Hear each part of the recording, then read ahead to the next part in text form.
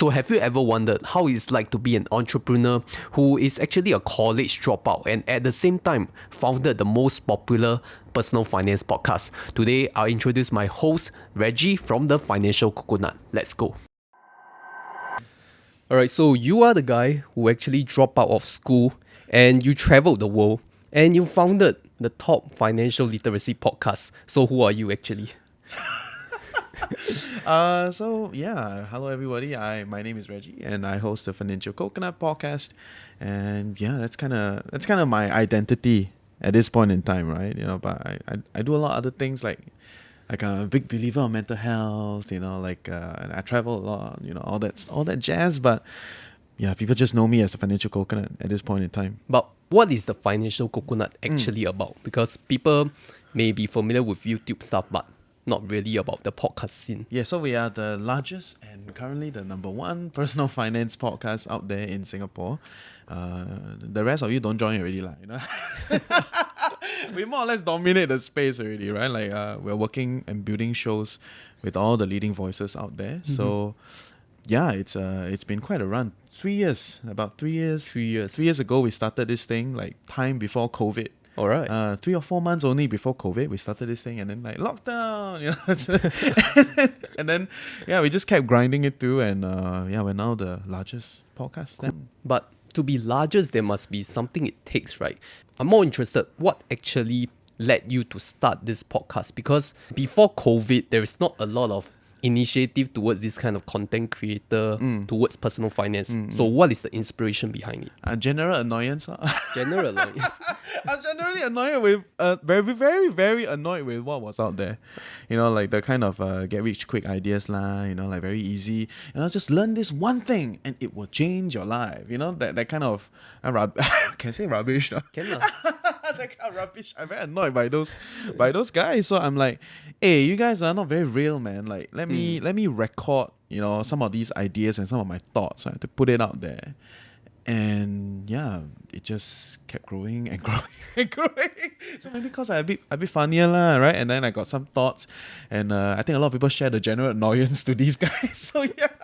If I'm not wrong, you actually started out solo, right? Just like myself, a solopreneur. But how do you actually decide to scale it up, build a team towards all this kind of company and corporate stuff? Yes. So very proud to say that now we have a lot of different voices on our network, right? So that's great. It actually started as just like I said, general annoyance. So I just wanted an outlet to vent. Right, and then eventually it picked up steam and sponsors started coming in. So we didn't we didn't think about monetizing it at first, but sponsors started coming in, and then I was like, oh, maybe this can be a thing, It's like oh yeah, people like to listen to me talk until I can make some money out of this thing. So then that started the whole idea of okay, maybe let's see if we can play around with this, whether we can kind of make some money out of this. Yeah, so one after the other, then eventually it got to a point where I was like, yeah, maybe we can really take this very seriously, because as a serial failed entrepreneur, right, I can tell you there are certain signs that you look out for when you want to see if this business is picking up steam and worthy of moving forward, right? So I think that's kind of how it all started. Cool. But so shout out to all you sponsors, are very important. No sponsor, no show. Give us more sponsor. Yeah, I just want to add a point on the sponsor part, right? Because people are very annoyed when we YouTubers or content creators actually push out this kind of sponsored content. But I feel that for the fact is, if there is no money factor behind this, there is really less motivation to produce stuff. And if you are not paying for anything and you're also not monetizing us in any way, then how are we going to continue the show? Yeah. I felt that there always have to be a balance between sponsored content versus public editorial content. Yeah, that's why you must listen to my editorials, because my editorials more chiang, It's more in your face, because sometimes I get it, sponsors, they come to us, they want to push out certain messages, and I understand why it has to be this way, but that's why you must consume the editorials also, because the editorials are the ones with sometimes a bit edgier ideas, I feel. Yeah, but for those who don't really understand what's the idea of editorials, Kindly elaborate. That means like free content, no? Right? That means like what we are usually doing For a service. for service, for service. Yeah. Okay, let's say, I think in the space of content, right?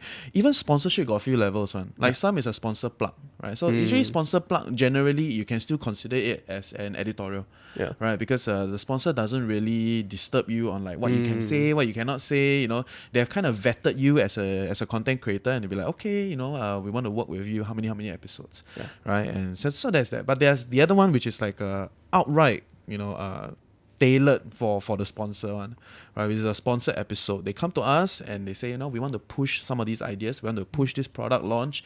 Can you create something that's engaging, that gets it there, lor? Yeah. Yeah. So regarding that, right? What is your path to profitability? Are you like profitable from the start, or do you like meet any setbacks because of cost concerns and all that?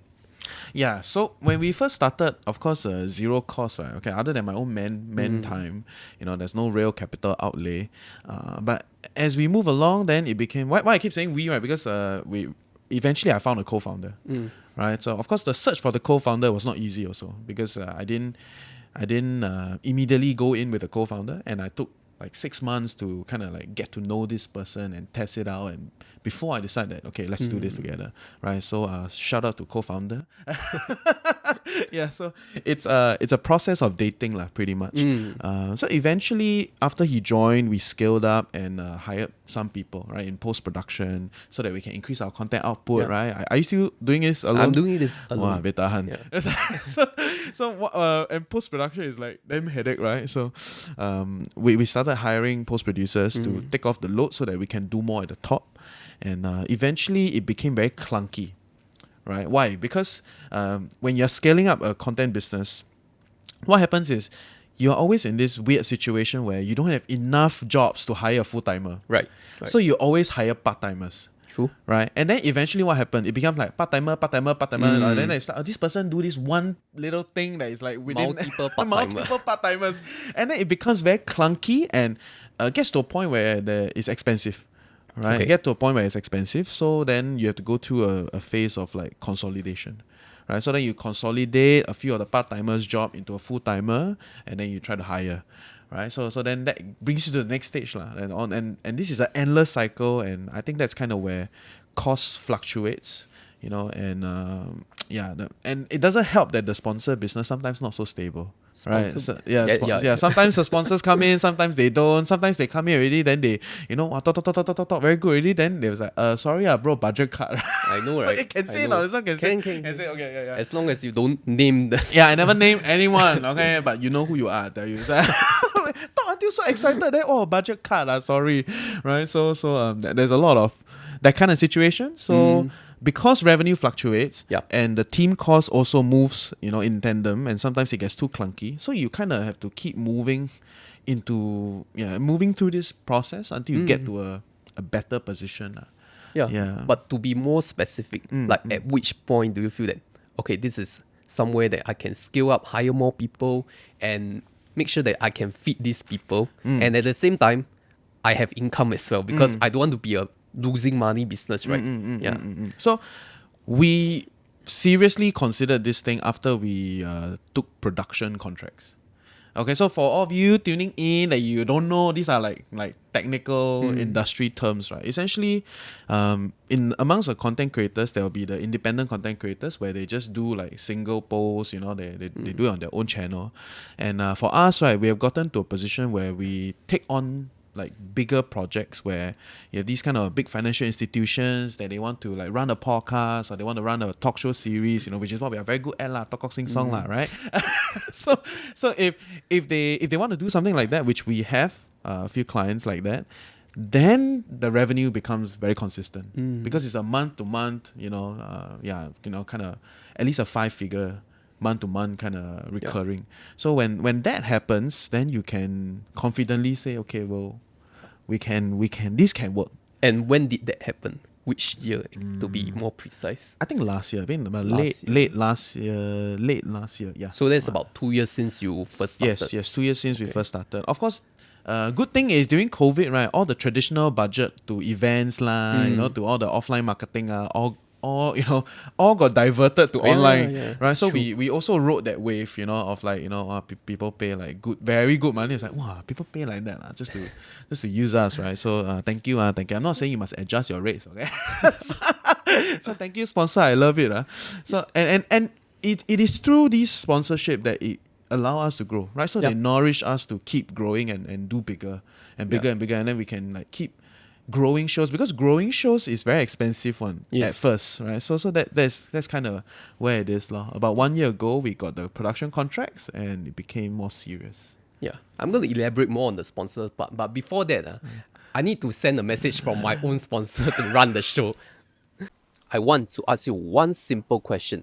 Do you believe in Tesla? Because you have missed a free Apple share, free Microsoft share, and even free Google share in the previous Weibo campaigns. But do you know that Weibo has upped their game again? And this time round, they are giving you $130 worth of Tesla shares. You heard that right? It's $130 worth of TSLA shares. That is the record high. What you need to do is to deposit at least 2,000 Singapore dollars and make one buy order of US stock or ETF. Also, this time round, you have to complete an options trade, so you can buy a put or a call option for the short term, and at the same time maintaining your balance of 2000 SGD by not making any withdrawal orders for 30 days. And you must be wondering why $130, right? Maybe it's related to the Tesla stock split recently from 1 stock into 3 stocks. So hurry up and sign up for a Weibo account using my referral link down below.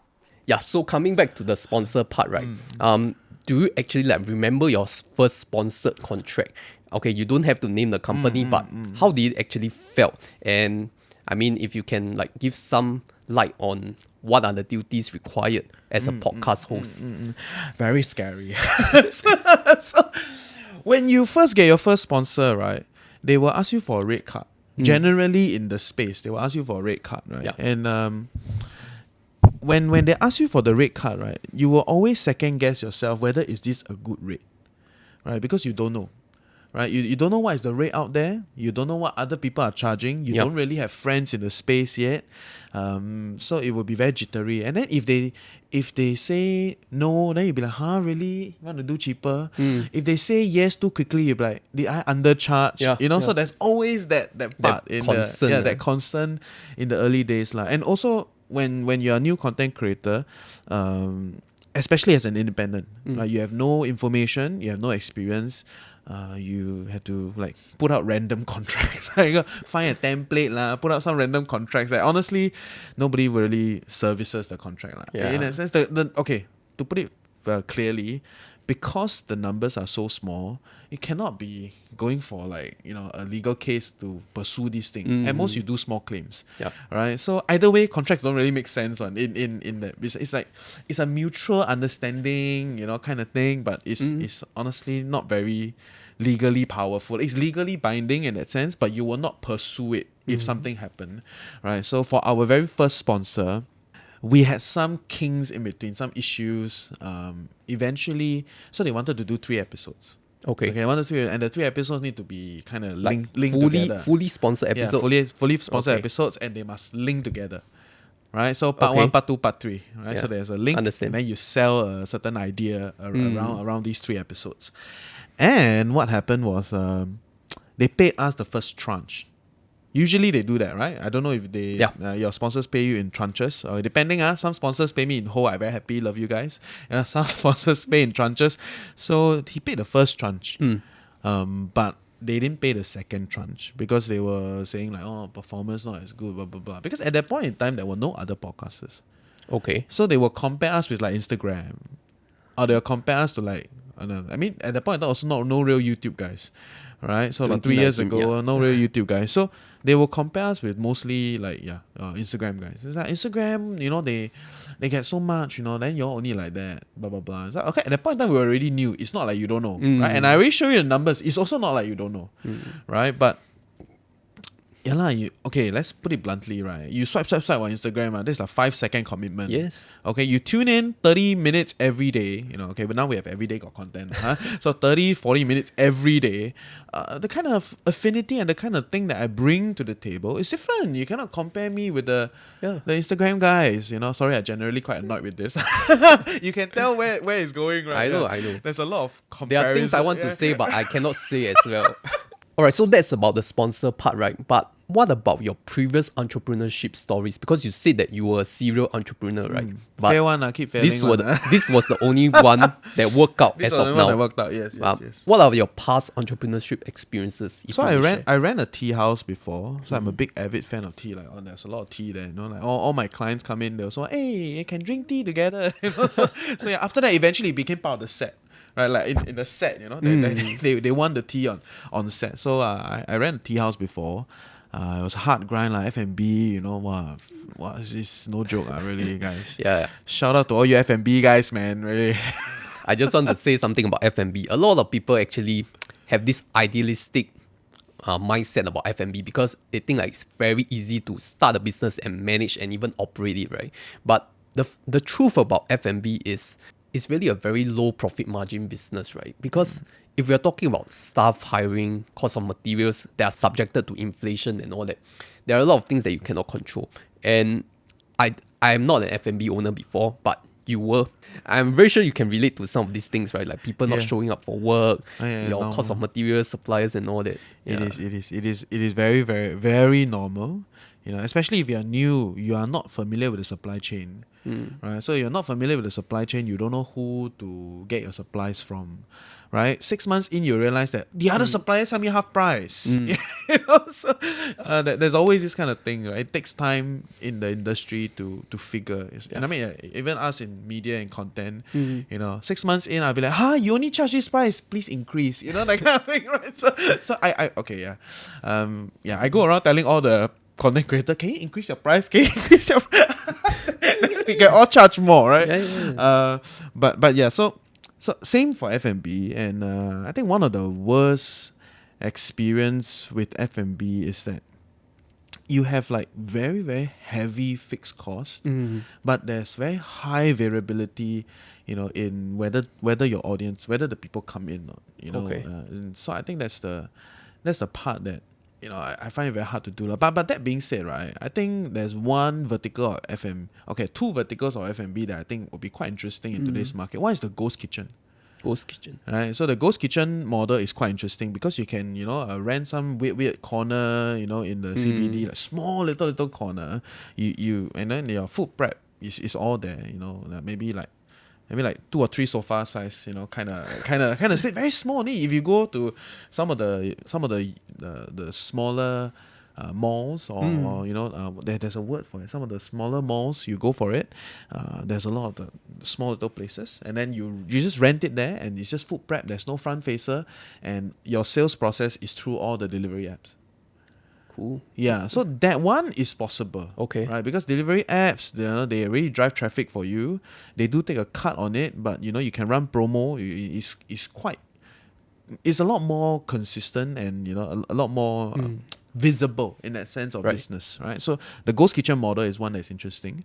I think the other model in Singapore is the coffee shop model. Right, you got to bid for the coffee shop. Right, cafes are hard to run because there's fixed space. Super hard to run. Very expensive lah. Like if I open a cafe at a coffee shop, you will slap me. That kind of thing. But coffee shop is quite an interesting model if you bid properly. Because for all of you that didn't know, in Singapore there's a bidding system for the coffee shops. So if you bid well, you bid proper, you may get very cheap rent. That can make something happen. And of course, if you manage a bit of virality, and then people will come all the way to Sembawang to eat, I don't know, this unagi don, whatever, right? So there's these two models are a little bit more viable. Yeah. So speaking of this F&B, because I did see some of this very interesting news, like young entrepreneurs, like they leave their jobs to start this kind of hawker stores, and it became very rampant in 2021. I'm very sure you've seen like Mothership News, Straits Times, like featuring these young hawkers because they are young, right? And they take over some stores and they start like a business and promote their dishes. But in this year alone, you can see a lot of news of this kind of young entrepreneurs, hawkers, closing down their stores. What is your take on that? Like, why is this becoming a trend actually? It's tiring, lor. You know, like day in, day out grind. Because, okay, let's be clear, what is the usual story? Banker turn hawker. Yes. Right? You know, what I tell all the people, right, is that if you hate your job, right, change your job. Yeah. Okay? If you join business, you will hate yourself. Yes. So I think that's the baseline, lah. A lot of these people, I'm not saying like everyone, but I say a lot of people that quit the banking career or your cushy career in the office and go and do the daily grind at the hawker, right? You know, it's a different ball game. Yeah. Right? Don't even say hawker, like even if you just do a daily grind at your cafe, right? It's also like every day you must be there. You know, it's just hard. Right? Eventually you will question yourself, like, is this what you want? You know, really, what do you want to achieve out of this? Blah blah blah. And the margins are so lean. Probably they are not scaling. They're not growing. You know, they have not found the way forward. So they all get stuck. And then, I can understand why, lah. You know, that's why you must mad respect to the hawker guys. Yeah. I would say no harm trying it, but if you know that this is not what you want, then it's better to like cut losses and go back to where you came from, right? Because you're still young. There's a lot of places that you can still start fresh, despite leaving your old job. So you have much less risk compared to people who are at a much older age. Yeah, so that's my take on it, lah. I mean, if you have never tried before and you really want to experience it, just because you really want to take the risk and do some things that you never do before, I think that's very encouraged to me, lah. Yeah, but I want to add that if you are new to a particular sector and you want to do business in this sector, try to give it at least 2 or 3 years. Yeah. Don't think like 1 year is like a lot already. No, because most of the sales cycle, depending on what business you do, it is a yearly cycle. Yeah. There are certain times that it peaks, certain time that it comes down. You know, like now we're going through a lot of like sales discussion on the media front because a lot of companies are preparing for budget. So next year, you know, they're going to come back with like new, like, where to spend, how to spend, blah, blah, blah. So you want to be able to be in the business for at least 2 to 3 years. Like you commit to it, right? But I would say by 3 years, if the model is not working, then just move on. Yeah. Right. But yeah, 2 to 3 years. And I would say don't sensationalize the business. But your first time, sure, sensationalize. Yeah, of course, it's first free time, publicity, very emotional, right? Yes. Yeah. Yeah, so coming back to that dropout thing. Okay, so you mentioned that you were a university dropout. What actually happened? Like, what was the course that you actually taken? But what changed during the midway that made you suddenly change your life that you want to drop out? So I think a lot of things was happening. It's not just with the school. You know, it's not just should I say school? Okay. I mean, I was in NUS business. Okay, NUS, don't chase me. Okay, don't attack me. But I was in NUS business, and you know, like get into business school, you know, the grades must be decent, right? Like, you would think like you go in there, it'd be like, oh, decent, like solid people, right?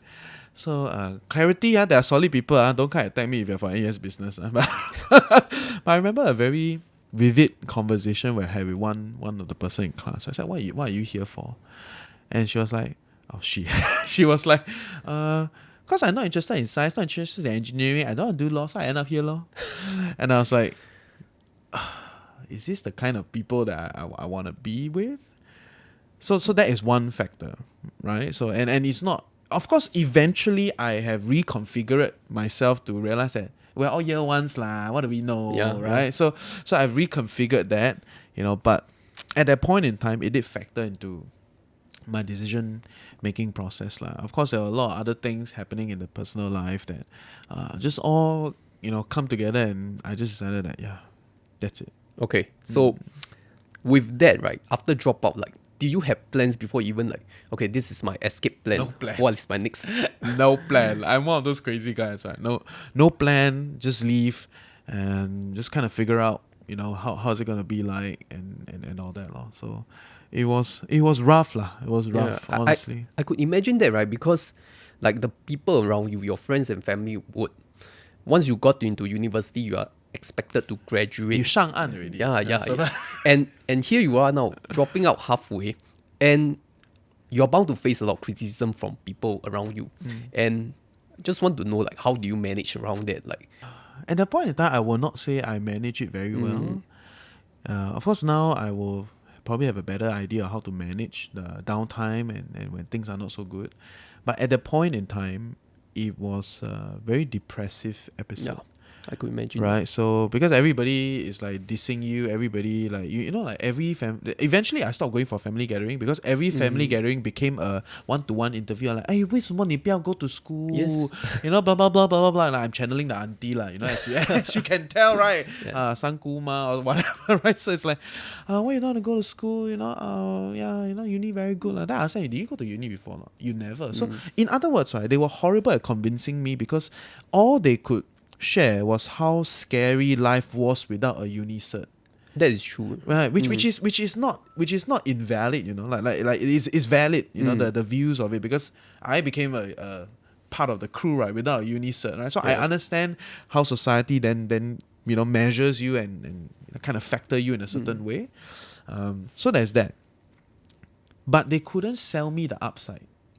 Because they have no personal experience in this. So everything was a fear, you know, you need blah, blah, blah, blah, blah. Whereas, you know, if I, let me give you a short story, okay, on this. Like for the longest time, I didn't really feel the need to take driving license. Okay, I think that's a bit more applicable, right? So I didn't feel the need to take driving license. And because I couldn't afford a car, you know, like it's very expensive, and Singapore, like public transport very good, blah blah blah, right? So I didn't have a driver's license, and one of my family members came and tried to sell me the idea. How about you take a driving license? I was like, a lot of people try to sell me these kind of ideas, right? But anyway, so they sell me, how about you take a driver's license lah? You know, then you know what's the reason is so that, you know, if worst to worst, you can go and drive Grab. I was like, girl, that's a horrible way of selling me this thing, you know. And about 1-2 years later, another friend came and said, hey bro, you should take a driver's license. I was like, are you trying to tell me that, you know, I'm going to drive Grab? And then he was like, no, because, you know, if you have a driver's license and even if you don't have a car here, when you go overseas, our cars are very cheap. You rent a month, you can drive around and you can be very free, and, you know, there's all sorts of things. I'm like, Much better idea. whoa, bro, that's the right answer. You know, like that's what titillated me, right? I was like, whoa, you know, this thing works. You know, then it's more incentivizing because 它有点到, right? Like what I want, or like how it drives to me. So a lot of people will say things like, yeah, I say many times already, like I tried, like this person don't understand. I was like, you don't know how to say. Yeah. You never 讲到点上, right? So you are amateur at convincing other people. Don't simply put on the person that you tried to convince. Right, but long and short, it was hard because family didn't agree. Eventually, I just stopped going for family gatherings, and eventually my friends just, I just stopped contacting them because they were just busy with school and all that. So it became very depressive for a period of time. Yeah, so I mean, there are a lot of people maybe currently in university, right? And they're also like Is that most of your audience? I have no idea. So okay. I have no idea. You can put it in the comment section. Below. Yeah, I mean, I learning the YouTube game. Go ahead, man. So these people are doing some side gigs, side hustle. Some of them may be content creators as well. And they may be pondering the idea of whether they should go full-time into doing what they really love instead of continuing their university education. So what is your take and opinion of this when you are trying to decide between the crossroad of completing your university degree versus what you're passionate about? So I think two things to caveat, right? First is, how deep are you in the uni degree? If you're half a year in, you know, and it's like your content creator career is moving up very quickly, and you don't really feel the need to complete this, then it's okay, you know, like just take a break. You know, it's fine. Right? Eventually, if you decide that you want to go back into school, and you can always come back. I mean, that my base idea is school is a business. It will not run away. Yeah, right. It's there. Right? It will be there for a long, long time. I won't say forever, but it will be there for a long, long time. Right. So if you don't want, then okay, take a break. But if you are third year, guys, come on, you're just 1 year in, just complete it lah. Yeah lah. Right. I mean that's a very practical view of looking at it. Or you just drop your honors year lah, graduate with the degree, you know, and just leave and go for it, right? But the other pointer is the success that you have in this alternate career that you're building. I think that is also a very big factor. Yes. You know, like where are you? Like how? Like okay, just talking about content creation, right? Like what followers you have, do you have sponsors, you know, like is it enough to get you going, you know, will these sponsors stick around for a while, you know, like if let's say you hit a peak month, right, because you always have a peak month, Yes. right, it's like, whoa, this month a lot, then based on the peak month you are going to make your decision, right, like bro, chill, you will have low months, you will have horrible months, so do the grind for a little bit longer and get a little bit more reference, or like, hey, next year will the guys come back again, or will I have a next round of sponsors that come in again? You know, then if the numbers look like it works, then okay, I think that's a fair decision. And anyway, uni credits can hold for a while, so you know, if you can always go back if you really don't want. So I think a lot of people have this idea that once you graduate out of the family money, right, you cannot go back in. Right, this is a social narrative. Right, there's no absolute truth to these things. It just feels uncomfortable. But the reality is, right, I value nimbleness, and I think we all need to be a little bit more nimble.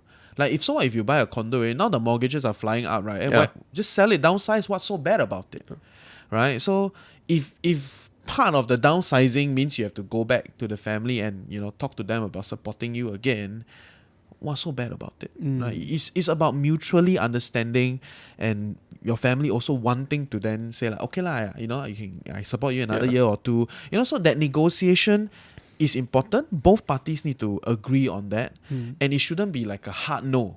Right? I was like, once I don't take my, it's like people take it like a badge of honor like that, you know. It's like, hey, I never use my parents' money to study uni. You know, it's like, bro, I get it, okay, but chill. You know, if things don't work, let's say the market comes down, you lose some money, don't need to wallow lah. I mean, you can grieve for a while. You know, that's the reality, right? Grieve well, but you gotta find ways to recapitalize. Yeah. And if so happens that by recapitalizing means going back to your family's home and bunking in with them for a while, or even have them financially support you for a while, what's so bad about it? Yeah. Right? Rather than, you know, wallowing and you know, doing all that. Of course, that's on the basis that both parties are Yes, willing both parties are willing parties. Yeah. I also have some friends that went through something. I recommend them just go back lah, talk to your parents lah. You know, like, it's like what's so bad about it? Because I took the other path of just grinding it out, and I was like, it's so hard, right? And don't need to take it as a badge of honor to say like, I did the grind, you know, like it's fine. Be smarter, take the easy way out. Survivability is more important than pride. Yes, exactly. And that's my worldview today lah. Right? Of course, things do change over time. And building upon what you just said on like you must have some sort of basic income, right, for survival. You know, I would argue that you try to target a median wage first lah.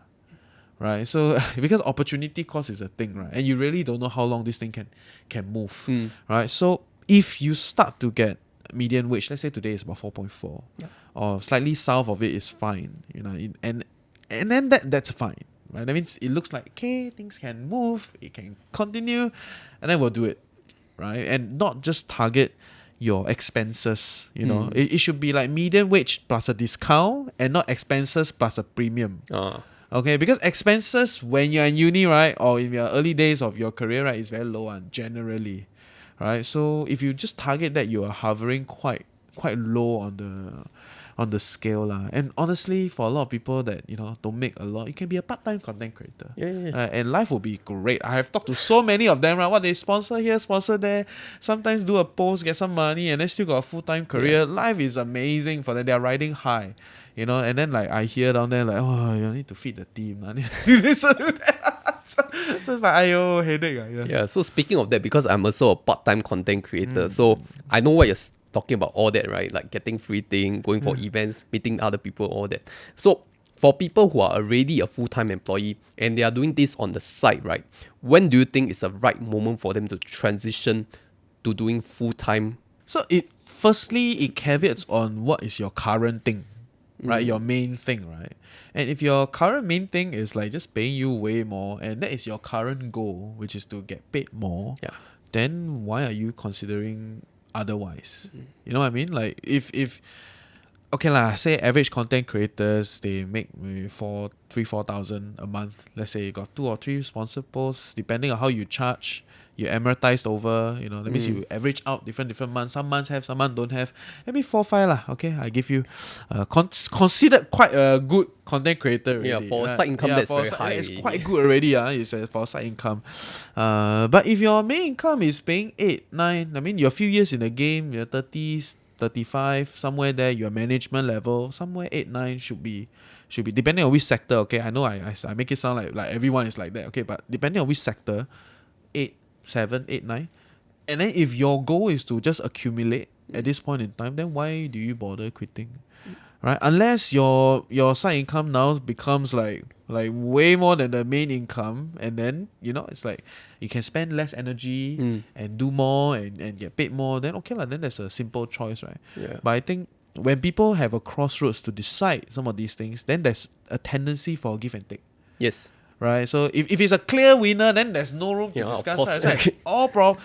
That's why when people come to me, they say this problem very simple. I say, if the problem is simple, it will be solved already. You don't need to talk to me, right? It's complicated problems. There's always a grey area between the black and the white. Exactly. So the grey area is the decision process, right? Yeah.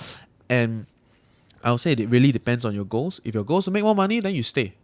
Right? And if your goal is to like have a little bit more time for your personal life, because like maybe you marry already or you have kids and you want to spend more time with kids, I do think that's maybe half the content creator transit because of that. Yeah. Right? They have family and then they want to spend more time with the family, and the content portion looks like it's enough to feed the fam, and then they just take a break from their full-time job, and it's a lot of time.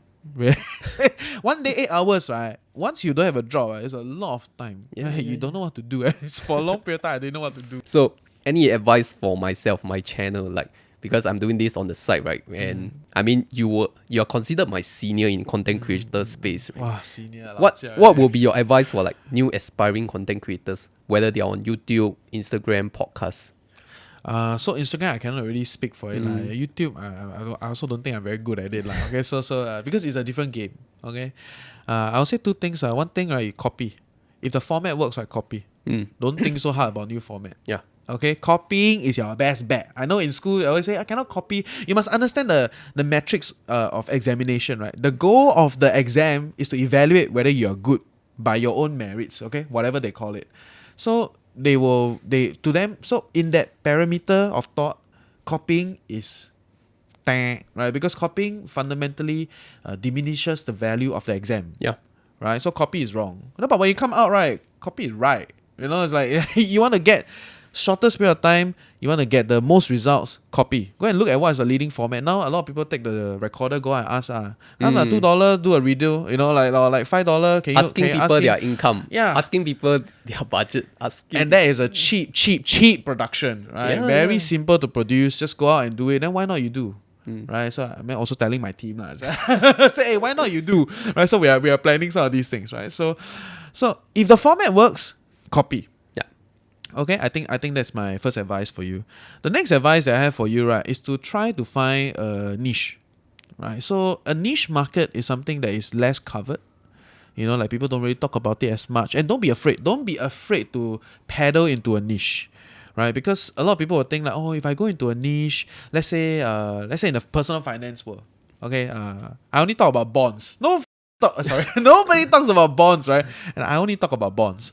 You may build a niche in this space, and people start to look for you for it. Yeah. And then eventually you can break out of this niche. It's not a linear process, to say like, now you want to talk about equities. Like, hey bro, it's like no, right? So it's not a linear process of breaking out of the niche, but once you have a niche, you are remembered for something, right? And sponsors come to you for something, like as a podcaster or as the only legit podcaster in the space, right?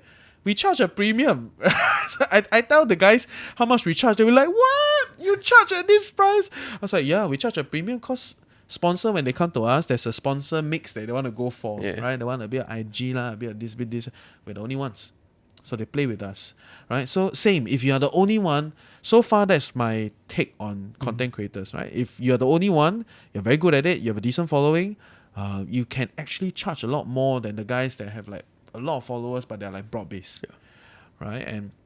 But eventually you have to make a decision whether you want to break out of that niche, then that will be a longer, we can do part 2. Right? So to discuss this thing, because on our end we are doing a lot of that. We're at that phase. All right, so we come to the end of the interview. Thank you, Reggie, for really sharing your very interesting insights, right? I also learned a lot from this podcast. Anything you want to shout out to my audience, like sell your own podcast? Need to sell. So if you are always consuming YouTube videos, great, good on you, but I think sometimes when you're at the gym lah, you're mopping your floor lah, your daily commute out and your eyes haven't opened and you want to consume podcasts, then you can search for the Financial Coconut podcast, right? So we are going to eventually, I think when this video go out, we will have a piece of content every day. Right, so from personal development, personal finance, investing, market updates, all that stuff. If you are the smart, casual, generalist that want to keep improving yourself, then search for us, the Financial Coconut podcast. On your favorite podcast platform, Spotify, Apple, Google, whatever. Yeah. And that's a wrap. If you want to see more of Reggie, do follow the Financial Coconut podcast.